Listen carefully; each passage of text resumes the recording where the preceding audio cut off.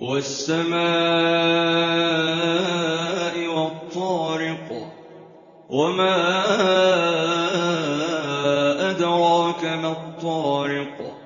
النجم الثاقب إن كل نفس لما عليها حافظ فلينظر الإنسان مما خلق من ماء دافق يخرج من بين الصلب والترائب إنه على رجعه لقادر يوم تبلى السرائر فما له من قوة ولا ناصر والسماء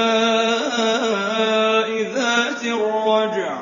والأرض ذات الصدع إنه لقول